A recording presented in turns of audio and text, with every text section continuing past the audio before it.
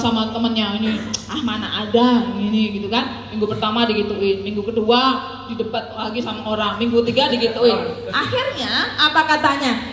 Untung saya ngambilnya basic. Ya kan?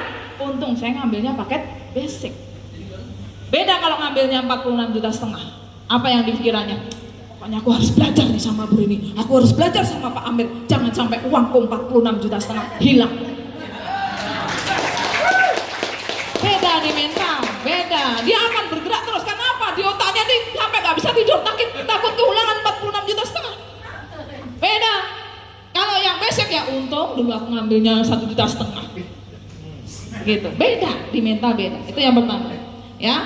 Kemudian gimana caranya ya supaya kita bisa membantu mitra menjelaskan. Ini saya mau kasih tahu ya. Jadi Bapak Ibu, saya orang yang paling tidak berani membuka suatu tempat untuk seminar. Ataupun saya kalau punya mitra, saya harus benar-benar bisa membantu mitra saya. Makanya saya jarang buka suatu tempat. Saya pertama kali ke Makassar tanpa ada yang saya kenal sama sekali. Saya cuma terbang ke sini, minta petunjuk temannya di Kalimantan, orang Makassar. Nggak ada, saya cuma terbang ke sini, saya dicariin tempat untuk seminar, saya bagi asal tiket di pinggir jalan. Bayangkan, saya bukan orang Makassar. Ya, kenapa saya ke Makassar? Karena saya lihat waktu naik pesawat, Makassar ini kok lampunya banyak benar waktu naik pesawat. Ya nggak? Berarti kan penduduknya banyak, yang pakai BBM banyak. Beda waktu saya di Kalimantan, masih banyak hutannya daripada lampunya. Ya, makanya saya kesini, saya bagi tiket di pinggir jalan, Bapak Ibu. Mungkin waktu itu saya seminar jam 3, saya baginya pagi, ya, sampai mungkin lutut saya sakit gitu kan. Tapi saya dalam hati sambil jalan sambil berdoa, ya Allah, barangkali lutut ini saya sakit, mungkin saya insya Allah besar di Makassar. Ya, yang ada berapa? Nggak nyampe 10 orang pertama. Kedua pun waktu Pak Amir baru cuma berapa? Pak Amir bukan yang pertama loh.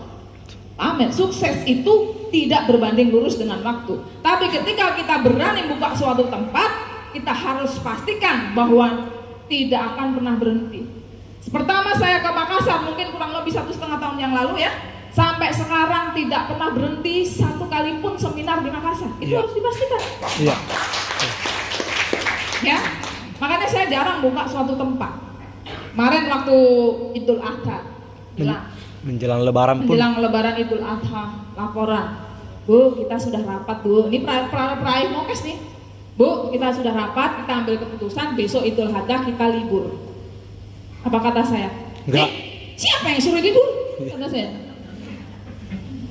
Bapak Ibu libur nggak masalah, tapi kasihan orang yang baru bergabung kemarin. Dia lagi semangat mau menghadirkan. Ya Kak, dia baru bergabung keluar uang, dia mau jalankan bisnis ini, besoknya libur, gimana? Gitu. Makanya saya Bapak Ibu mulai buka Bali. Bali dari pertama saya datang sampai sekarang tidak pernah berhenti. Besok seminar, saya nggak ada. Gimana caranya? Kita duplikasikan mitra, dihajar untuk latihan presentasi. Ya. Kemudian kalau kaitannya, Bapak bilang tidak boleh presentasi kalau belum peraih Mokes. Gimana ceritanya? Saya Bapak Ibu, waktu saya ngelihat pertama kali, jadi ceritanya dulu itu bisnis saya banyak bangkrut sampai akhirnya ketemu Pak Adan Haris lah ceritanya. Diceritain bisnis ini, saya yang tadinya di di Jakarta di bandara ketemu mau perjalanan ke Banjarmasin saya batalin. Kenapa? Diceritain bisnis ini. Saya bilang, Pak ini kantornya di mana, sebenarnya di mana? Ditunjukin di Bandung, jadi saya langsung ke Bandung, nggak jadi Banjarmasin, padahal tiket sudah hangus, biar aja hangus. Gitu. Kemudian di sana saya menyaksikan langsung orang-orang pada dapat mobilnya. Itu yang membuat saya jadi brutal. Oh ini berarti sebuah bisnis jawaban atas doa-doa saya selama ini. Ya nggak? Ini bisnis luar biasa Bapak Ibu. Ya. Kemudian yang saya lakukan cuma brutal, saya ceritain ke semua orang. Kemudian saya balik ke Banjarbaru, saya adakan seminar. Pertama di Vape Hotel Banjarbaru.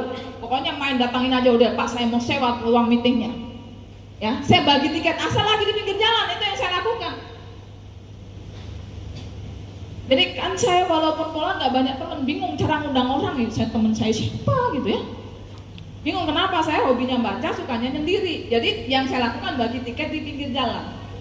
Nah, cara bagi tiket seperti apa? Nah, ini teknik menghadirkan juga. Dulu nih kalau cerita dulu, ini benar-benar yang saya lakukan. Ya, saya bagi tiket itu waktu itu ke bengkel-bengkel.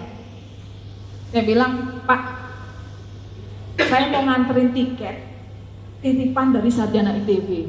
Padahal nggak ada sarjana ITB tiket saya. Nah, ini beneran loh, ini saya mengulang apa yang 2 tahun yang lalu. Terus ada bagi-bagi teknologi nano dari sarjana ITB. Padahal di bagian dekorasi motor sebiji aja. Ya nggak? Ya, kemudian nanti yang hadirnya suami istri ada undian HP. Itu yang saya lakukan cuma seperti itu. Bukan ini yang sering, jadi orang itu senangnya melakukan yang kebanyakan orang lain lakukan. Ya enggak? Kalau teknik menghadirkan. Ya orang diundang ke seminar, emang siapa yang senang seminar? Kalau saya kan undangnya bagi-bagi HP. Kan gitu ya. Ya ini kaitannya. Nah, kaitannya dengan pertama kali Pak, saya ke Balikpapan. Saya ingatkan teman saya di Balikpapan namanya Pak Ardi, mantan binaraga. Saya telepon beliau, Pak, bisa nggak kumpulin temennya? Ada bisnis bagus. Bisnis apa Bu? Wes pokoknya kumpulin aja. Ya, sampai Balikpapan beliau nelpon saya, Bu, mohon maaf nggak bisa jemput, mobil saya barusan ditarik leasing. Ini beneran, sering saya ceritakan di seminar. Sampai di sana Bapak Ibu, ya, saya ngomong ke teman-teman yang ada 17 orang dan luar biasanya apa? Ke 17 orang yang saya presentasi pertama kali, sekarang semuanya sudah tembus mobil semua. Ya. Dan sudah beberapa yang luxury 1 miliar. Nah ini, saya ketika ngomong di depan orang-orang itu, Pak, apakah saya sudah dapat mobil? Belum dapat apa-apa. 1 minggu saya jalankan bisnis ini, 1 minggu. Saya tahu terus langsung saya harus gimana nih, nggak banyak teman. Kepikirannya ya Pak Ardi Dewa di Balikpapan itu. Saya belum dapat apa-apa. Kalau dulu saya nggak brutal seperti itu, nggak mungkin sekarang dapat puluhan. Kalau semua orang bilang kalau sudah dapat mobil baru percaya diri, ya sampai kapan? Kan gitu, brutal saja. Ya itu yang saya lakukan. Terus harus pede, nyampein sesuatu tuh harus pede. Bapak Ibu kalau jalankan bisnis ini dapat mobil, kata saya. Untung dapat beneran Pak. Loh beneran ini, orangnya ada semua. Dan luar biasanya Bapak Ibu, ke 17 orang yang pertama kali saya presentasi, alhamdulillah waktu itu nggak punya duit semua. Ini heran juga gitu ya. Sampai Pak Ardi saya tanya, Pak gimana Pak? Belum Bu, padahal semua yang 16 orang udah ngumpulin, tinggal Pak Ardinya sendiri belum dapat utangan waktu itu. Ini memang asli yang seperti itu. Bisa ketemu beliaunya nanti, ya, Pak Ardi Dewanya. Nah ini jadi caranya gitu Pak, nggak usah. Kemudian kalau dapat mitra tuh nggak gampang-gampang. Dapat mitra diopeni, diurusin,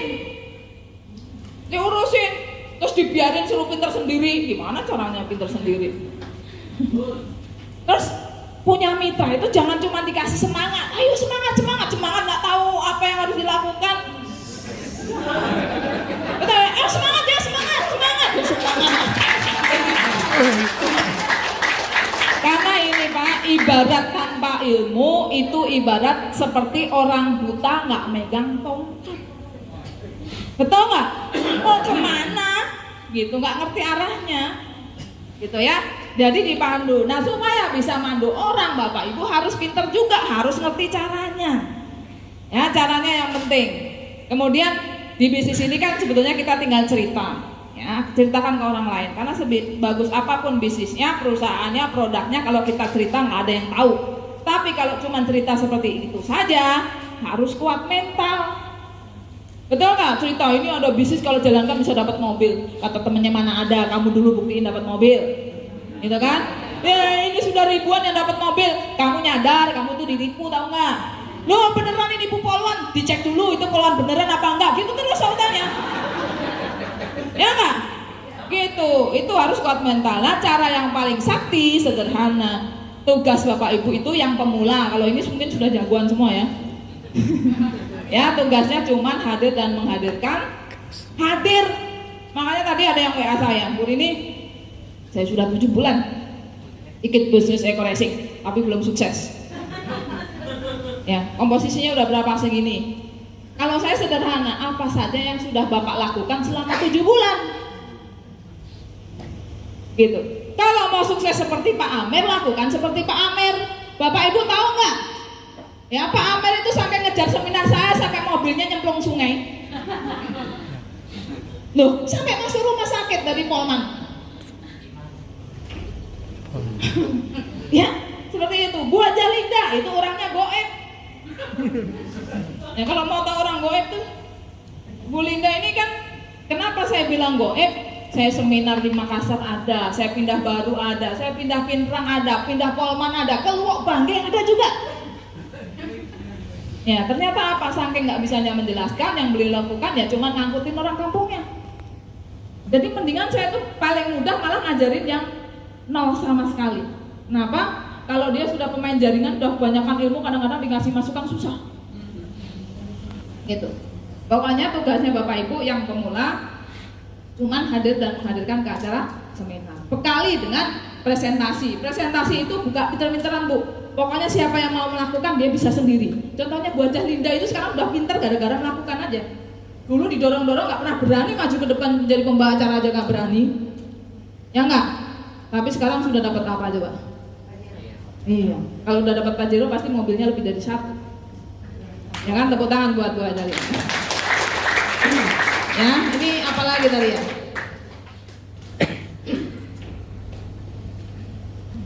Nah, bagaimana kita menyamakan mindset bahwa kita berada di perusahaan yang luar biasa, ya? Kalau saya di bisnis ini, Bapak Ibu, kalau Bapak Ibu sudah lumayan lama di bisnis ini, kekuatannya adalah kekuatan membina tim, kerja tim. Bapak Ibu jangan kerja sendiri, pinter-pinteran sendiri, nggak akan sukses. Apakah saya pintar Bapak Ibu? Ya. Pintar. Ya, saya main helikopter tuh aslinya nggak juga, kan gitu ya. Cuman keahlian saya itu ngumpulin tim. Saya nggak bisa ini, berarti saya, oh ada siapa, ya kan? Makanya ada Mas Deko, biar pintar ini. Makanya saya kalau ngomel-ngomel kan, ini, saya itu banyak kekurangan, tapi saya pintar merangkai tim. Ya enggak? Iya. Bapak Ibu, orang hebat itu harus hebat sendiri. Ya. Makanya kalau ngomongin bisnis, saya bisa bikin gedung, saya bisa bikin jembatan, saya bisa bikin crusher, bisa, saya bikin hotel bisa. Caranya gimana? Tinggal nyuruh orang yang bisa. Loh, bener loh Pak, bisnis saya tuh miliaran. Ya kan? Saya bikin bisnis, bikin crusher bisa AMP 4,5 miliar. Ya kan, saya pernah dapat kontrak beberapa kali. Caranya gimana? Ya udah yang bisa 5,5 juta, 3,5 M ya, kamu 1 M-nya buat saya, kan gitu. Tinggal nyuruh orang yang bisa. Ya, jadi kita ini tidak harus bisa sendiri, tapi bisa menyatukan tim. Ya, karena kita harus menyadari kalau kita hebat-hebatan sendiri nggak akan bisa. Kekuatan di bisnis jaringan adalah kekuatan menduplikasikan ke bawah. Makanya saya kalau di rumah saya di Kalimantan, seminggu sekali pasti ada kumpul-kumpul untuk latihan presentasi. Dan yang mau pasti sukses. Pokoknya justru kadang-kadang yang nggak bisa itu yang rajin datang dan akhirnya dia sukses. Ya, ternyata Bapak Ibu walaupun dia sudah punya basic sebagai guru tuh belum tentu juga. Gitu, di bisnis ini belum tentu juga. Yang mampu ngikutin, tinggal ngikutin aja cara-cara orang yang sukses. Ya, kemudian, nah, gimana sih supaya tim kita solid dan tidak mati?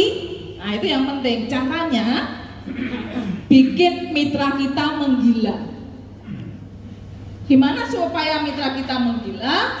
Bikin mitra kita selalu gajian. Gimana supaya mitranya selalu gajian? Kita harus ngadakan seminar rutin. Gimana caranya seminar rutin bisa jalan? Harus banyak yang hadir. Gimana caranya banyak yang hadir? Harus punya kemampuan mengundang.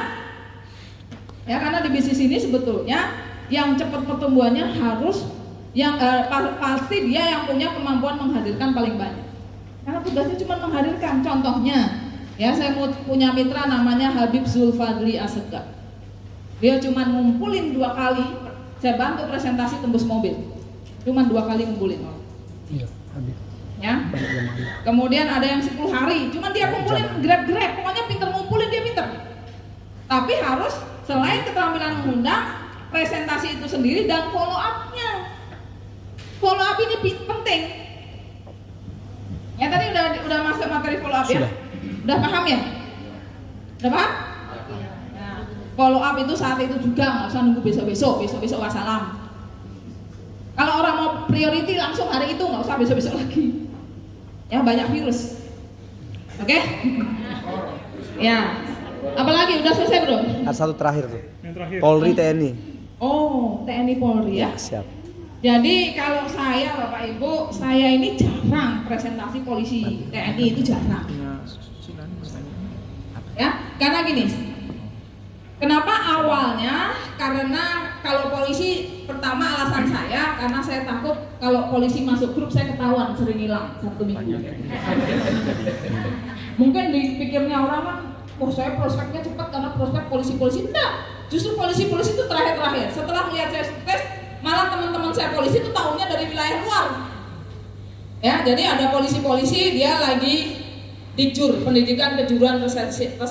Ternyata apa? Di Pusdik sana pelajarannya jadi masuk ekoresik. Ini yang saya tahu. Jadi pas itu baru tahu. Ini ada polisi dari Mbak Rini gitu kan. Akhirnya menghubungi saya, gimana sih Mbak caranya, ajarin dong. Biasanya tahunya dari orang lain, karena saya kalau di kantor diam-diam aja Pak. Nggak pernah ngajak-ngajak, karena saya karena gini, polisi itu memang punya kelebihan, tapi nggak semua polisi itu kayak saya gitu ya. Ya, karena orang itu terbagi dua, ada yang satunya mentalnya pejuang, satunya mental pegawai. Biasanya polisi yang sukses karena dia mentalnya pejuang, bukan mental pegawai. Apapun itu, kalau dia mentalnya pegawai, jarang sukses, susah sukses. Karena dia tidak mengendalikan dirinya sendiri. Dia maunya cuma menurut sama atasannya. Kalau saya kan nggak bisa gitu ya. Karena apa? Kalau saya cuma itu waktunya habis kan gitu, tapi duitnya nggak ada. Bukan ngomongin nggak ada ya. Saya bersyukur sudah jadi anggota Polri ya. Maksud saya, mungkin saya kalau nggak jadi anggota Polri, mungkin dulu kerja di pabrik rokok, mungkin kan nggak tahu ya. Ya, tapi kan Bapak Ibu, kita ini banyak kebutuhan. Ya kalau kita nggak bisa pinter-pinter cari sampingan, ya kita kan pengen kehidupan kita nih ya bisa paling tidak sedekahnya bisa gede juga, ya kan? Bisa kalau dulu misalnya kita cuma bisa umroh sendiri, bisa ngumrohin orang lain kan seperti itu ya. Kita pengennya menjadi orang yang lebih baik, gitu ya. Apalagi nih? Ada satu pertanyaan Bunda yang teknis dari Cilani tadi. Kalau ada yang ditawarkan terus dia mengatakan bahwa kendaraannya. Oke. Bapak Ibu, saya tidak pernah bermain-main di produk. Saya fokus di jaringan. Ya, tapi beda misalnya kalau saya di mana-mana tuh selalu alhamdulillah selalu closing gitu ya. Cara yang saya lakukan apa? Misalnya saya ke Bali, saya naik Grab, berarti saya main di produk dulu. Kenapa? Saya naik Grab, Pak, BBM-nya naik apa Pak? Pakai apa? Pakai premium. Udah pernah dengar eco-racing nggak? Apa Bu? Ini. Oh ini saya pas bawa nih, coba dulu. Baru saya kemudian mainnya ngirimin video kelas setelah omongan enak gitu ya. Biasanya saya mainnya bukan di produk. Karena apa? Saya tuh senangnya cepet gitu. Cepet. Senangnya orang tuh kalau saya lebih banyak fokus di bisnisnya. Tiap-tiap orang beda ya. Kalau di produk ya gitu. Sama kayak Pak Iqbal nih. Pak Iqbal ini awalnya, mungkin Pak Iqbal dikasih orang nggak pernah mau coba, betul nggak Pak Iqbal? Iya, sampai akhirnya menantunya sendiri.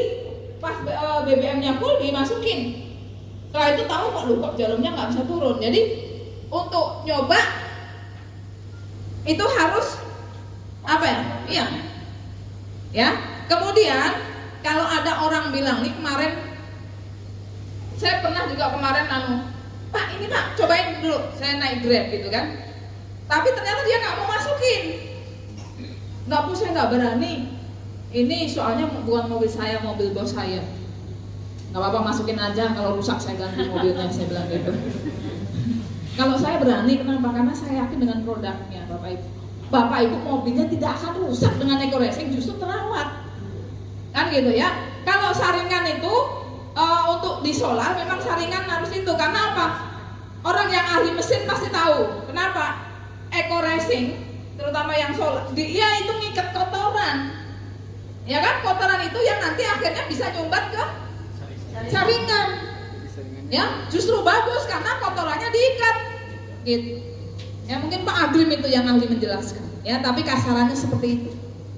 Ya, kalau saya bukan main di itu. Kalau saya mamerin orang di bisnisnya, dapat mobilnya, dapat bonusnya. Tapi kalau saya orang misalnya ada yang nentang-nentang tuh saya nggak anu gitu loh. Saya orangnya anti debat gitu ya. Jadi Bapak Ibu caranya makanya jangan suka di prospek per person. Caranya adalah bawa ke seminar. Kalau sudah di seminar tuh rata-rata nggak ada yang nanya tuh produknya. Dia sudah tergiur dengan bonus mobilnya, betul nggak? Kalau kita prospek sendiri ya hasilnya kayak gitu. Ya kita bergulat di produk lah, segala macamnya lah gitu ya. Oke? Saya rasa itu ada yang belum terjawab? Semua sudah. Oke. Baik. Ya. Terima kasih. Ada? Oke. Tepuk tangan dulu dong buat Bunda KPRI dahsyat luar biasa. Ya, Bapak Ibu yang hormati, sebelum kita salat, leader kami yang top leader kami juga yang selalu mendampingi beliau kemanapun beliau pergi ya presentasi ini.